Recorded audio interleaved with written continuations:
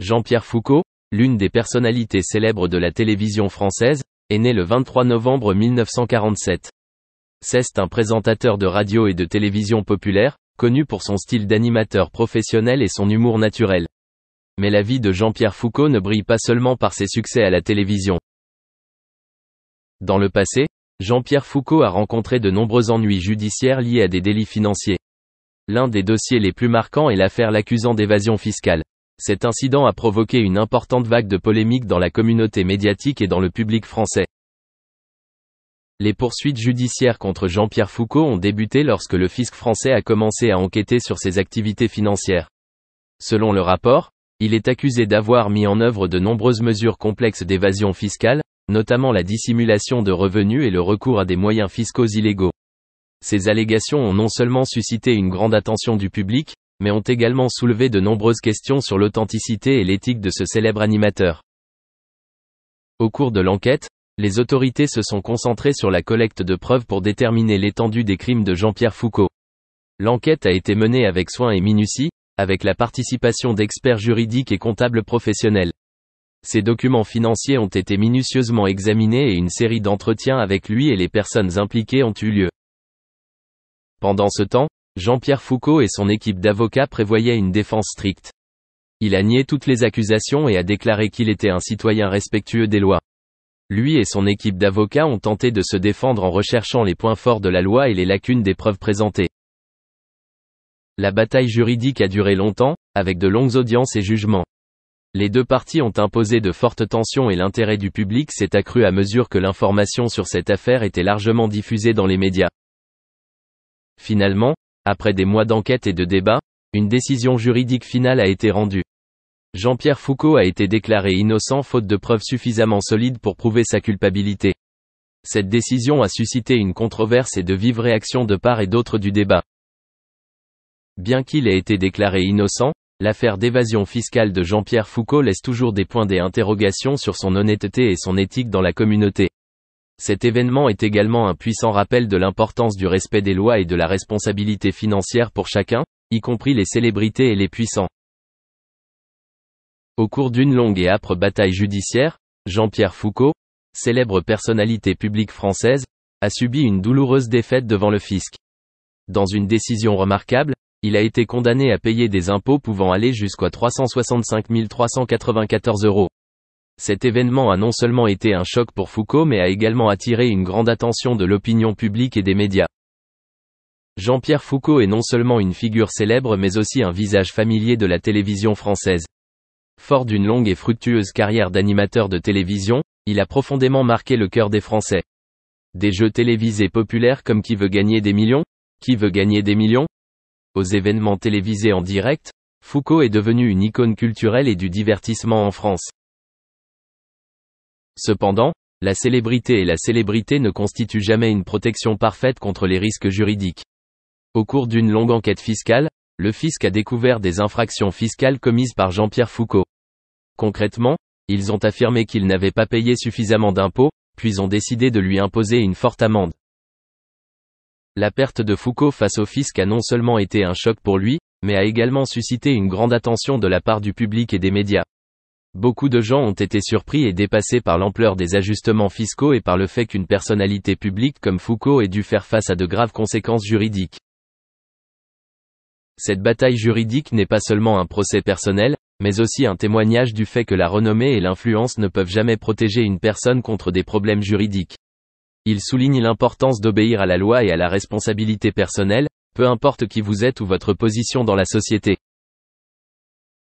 Ainsi, Jean-Pierre Foucault et sa bataille juridique sont devenus un sujet de réflexion tant pour les célébrités que pour les gens ordinaires. Cela rappelle que personne dans ce monde ne peut échapper à la justice de la loi et à la responsabilité personnelle, et que chaque action a ses conséquences. Le 11 mai 2023, un événement important s'est produit dans sa vie. Il a fait face à 2 arrêts cardiaques consécutifs, un incident terrifiant que personne ne veut vivre. Cet incident s'est produit à la mi-avril, alors qu'il était dans un état de santé précaire. La lutte contre l'arrêt cardiaque n'est pas facile. Mais grâce à une préparation minutieuse et à une coordination rapide de l'équipe médicale, il a été soigné en temps opportun et a été immédiatement opéré. Ce furent des moments stressants et anxieux, non seulement pour lui mais aussi pour sa famille et ses proches. Après l'opération, il a entamé une longue période de convalescence. 3 semaines, c'est long pour quelqu'un qui souffre de faiblesse et d'anxiété face à l'avenir. Mais il n'a jamais perdu espoir. Le processus de récupération n'est pas seulement physique mais aussi mental. Il a été confronté à des problèmes de santé et émotionnels. Mais avec patience et détermination, il a surmonté toutes les difficultés. Sa famille et ses amis l'ont accompagné tout au long de cette période.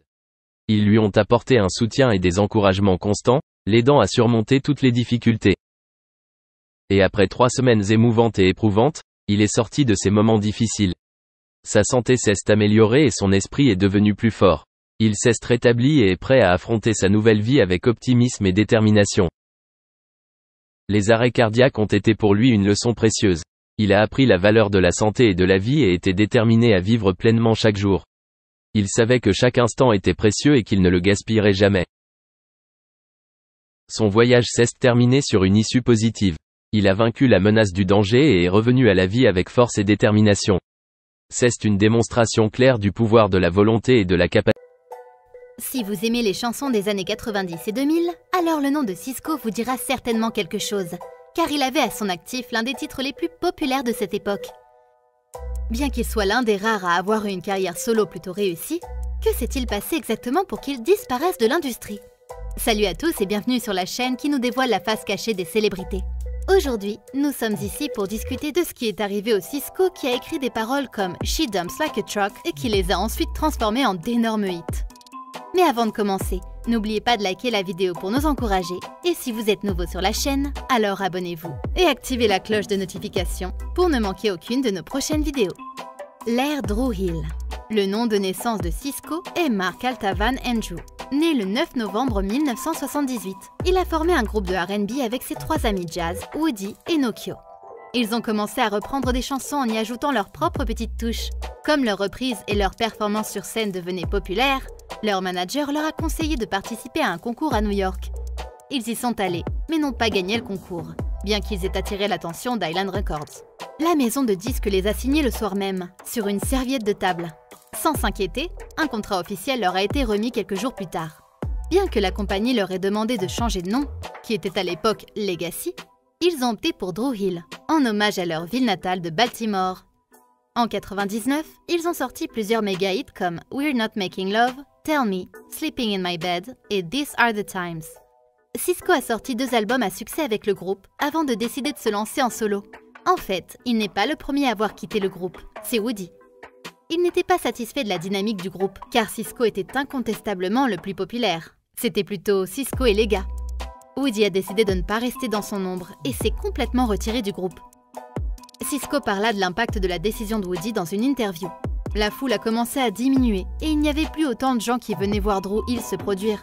Je pense que c'était une cause et un effet direct de ce qui s'est passé avec Woody. Après ça, je suis arrivée à ce niveau où j'ai expliqué « On essaie de leur faire avaler cette nouvelle version de Dru Hill et on a cette sorte de fenêtre ouverte. Je veux faire un album solo. » Le public ne réagissait pas bien non plus, car il voulait voir tout le groupe. Et même sans Woody, quelque chose semblait manquer. C'est alors que Sisqó a décidé de se lancer dans sa carrière solo. Un solo réussi. Sisqó avait toujours attiré plus d'attention que les autres membres du groupe.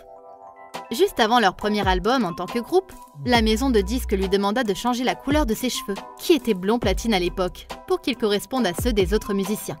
Mais il refusa tout simplement de le faire. Ils lui ont même dit que ce ne serait pas bon pour sa carrière, mais il se trompait sur toute la ligne. Depuis la première chanson, il était devenu plus visible que les autres membres du groupe, simplement à cause de sa couleur de cheveux.